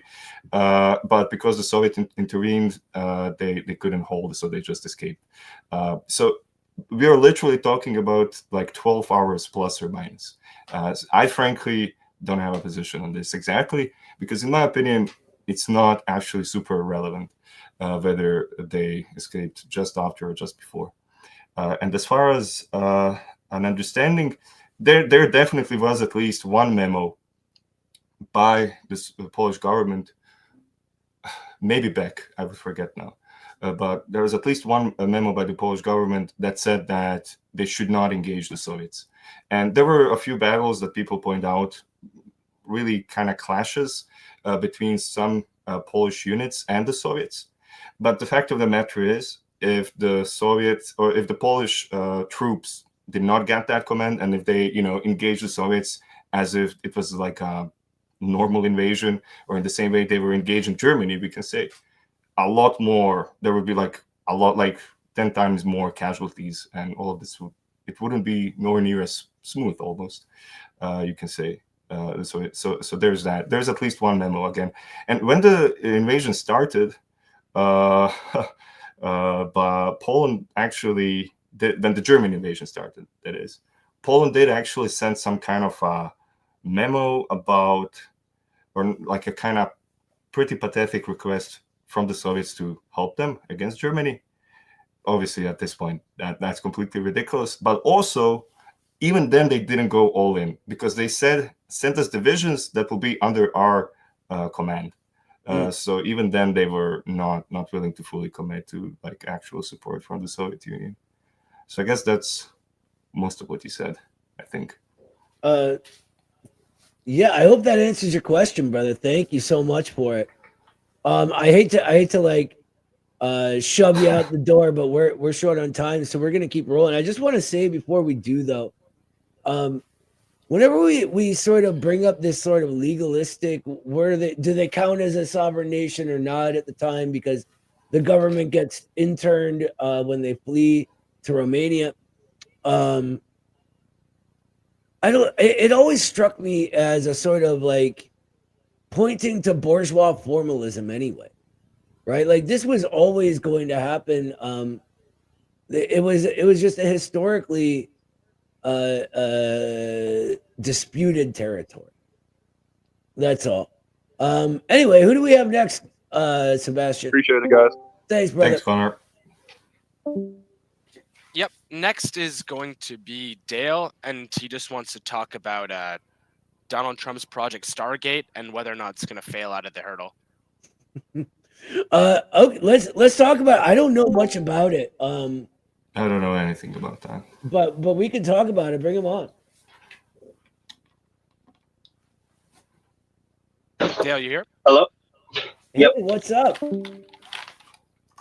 Not too much. Just currently driving. So I know like one or two things about Project Stargate, and all I know really about it is that it's an AI project, right? Yep. Here's my issue, and I'm just looking it up right now. Anything that has anything to do with both OpenAI and Oracle is going to be shady. And this is what I was concerned about with Trump immediately, like jumping in with both feet into the Silicon Valley cartel, right? With JD Vance, who's always been sort of Peter Thiel's little bitch, with Elon Musk. These are like modern day sort of aristocrats, basically. So like I wish I knew more about it, but I would say that the new DeepSeek that is open source from China is blowing all of these old AIs out of the water because it's so much better. And again, it's open source. Literally anyone can look at it and improve upon it, and that's how it's designed. I'm hoping that will be enough to sort of shut down all the shady AI projects like this. I could imagine, especially with shady AI projects, especially in terms of the people that he got on to try to get Stargate to run. They've already been infighting as is, and all have their own economic interests to fight each other. Right? I imagine it's going to go south, and they're going to then just all try to develop it on their own. Especially with how much Elon can be unstable, most likely due to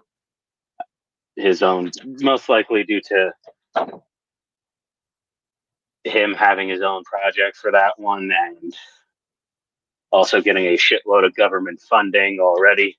Mm-hmm. From what I heard, he's nearly as funded by the government as companies like Google are. Yeah, it's funny how But it might be even more.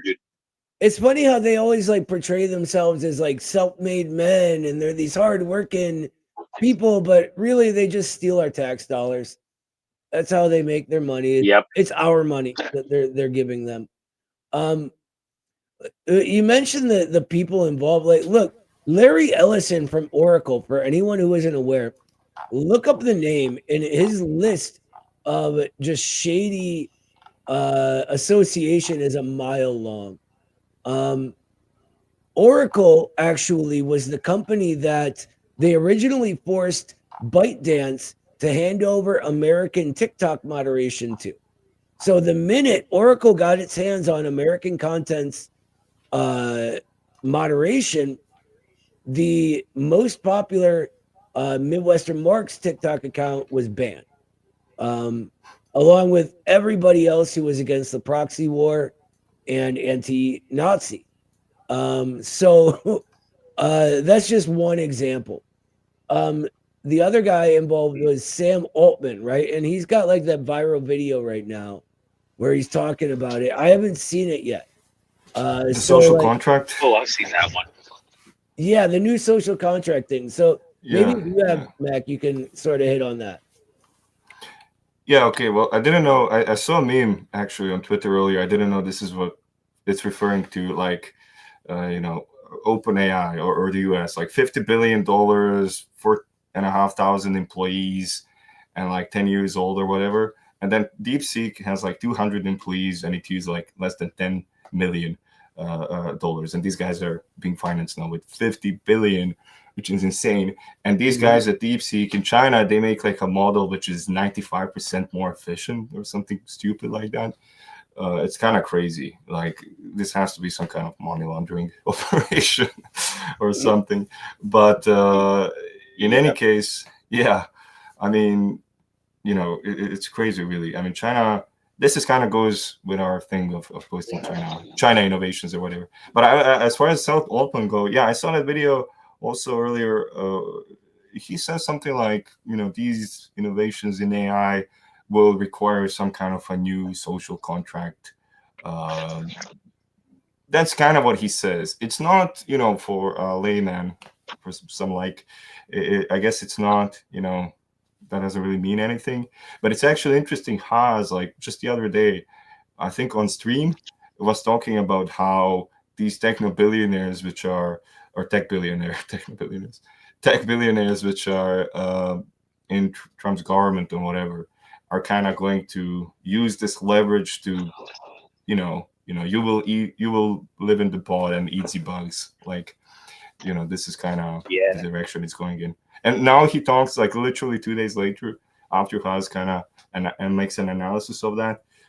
This guy is talking about the new social contract. So the timing is uncanny. Look, but yeah, I can. There is one thing that I did want to add to that. Oh, sorry for interrupting. No, go ahead, brother. Go ahead. There is one thing that I also wanted to add. For similar things that they were talking about with that one, they were talking about how they're going to use AI to do stuff like enhanced monitoring with semi-autonomous drones that'll be flying everywhere to prevent terrorism, and also large amounts of monitoring on just regular citizens through the already existing network of cameras that are in every city.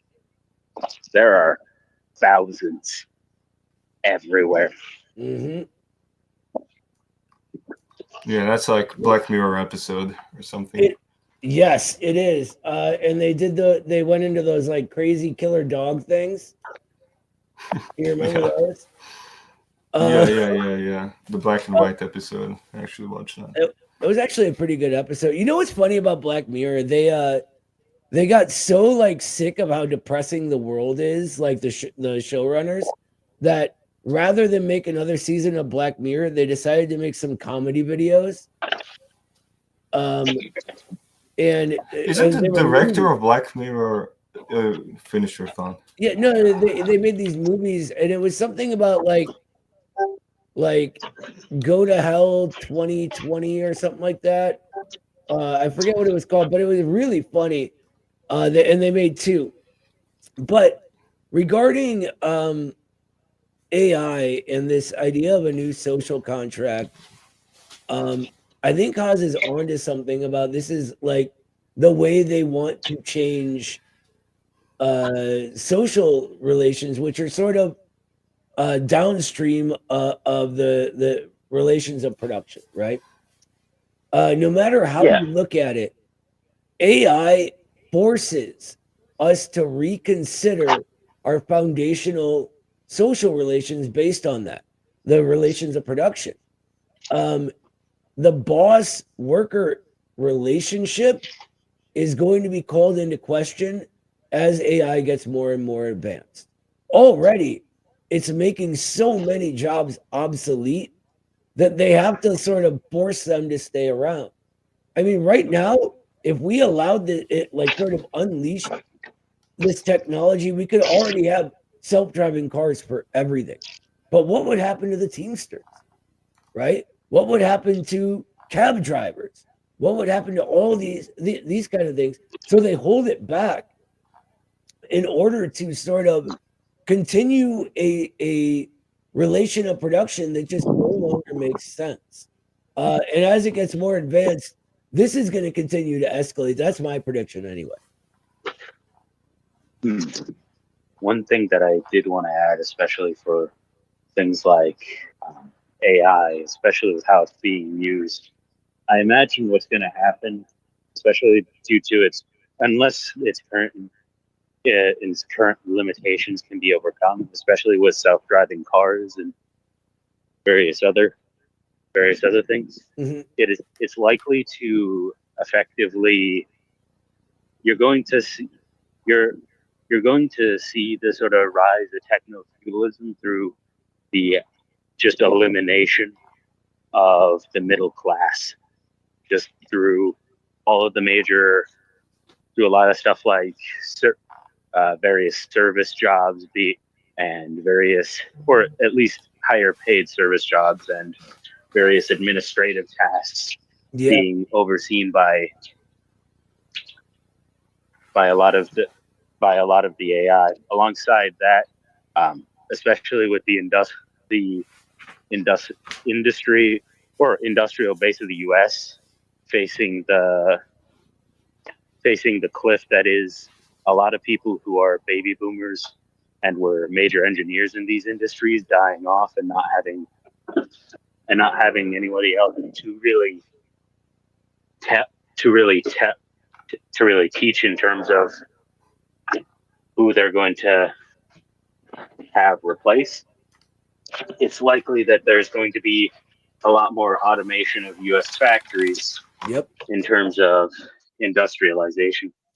And look, I'm actually writing a book on this. It's a process that I call reproletarianization, right? The death of the middle classes, and technology is a giant part of it. And the other piece of the puzzle is financialization. But look, it's a process that leaves people in limbo with nowhere to go. Excuse me, that was kind of funny. It leaves people with nowhere to go but into low-paid servant roles, right? Where they're the servants of every like whiny Karen that comes in yelling that they forgot ketchup on her burger or whatever. So like one of the goals of the Communist Party is to reindustrialize eventually, right? And they say this can't be done, but it can't be done under our current relations of production. A socialist country could allow this technology to really, really see where it can go in a way that our economy that's like that's fully financialized simply can't. And I there's so much I want to say about this, but we're completely out of time, brother. But thank you for an awesome call. That was great. Thanks. And call back anytime. I'm always down to talk AI. I got a lot more to say on that. David, thank you for the $2. He says, evening, comrades. Evening, brother. David's like OG Midwestern Marks. And proof that we're not actually homophobic, no matter what liberals on the internet will tell you. They make up the wildest stuff, man. Like, I want to read the fantasy novel that they've written about us one day, because it's insane. Anyway, that's it for us for the night, everybody. I tried downloading the new outro, but it wouldn't download properly, so we're just going to call it a night here. Thank you to everybody who showed up, all the callers, all the people in the chat, everybody out there watching. And Mac, thank you so much for coming here to be with us tonight. It's always a pleasure talking to you, brother. And it's always informative as all get out. Yeah, it's a pleasure as always, Noah. I'm looking forward to our next stream. Definitely coming up in a couple weeks, everybody. So stick around, and we'll have news on that. Until then, we'll see you next week. Bye, everybody. High Sheriff Hazard is a hard man to be. High Sheriff is his only plan. He digs through pockets, takes what he can, for he's High Sheriff Hazard. He caught me one evening, and here's what he said: "You look like a Russian, you look like a red, and if you're fond of your skin and your head, beware the High Sheriff of Hazard."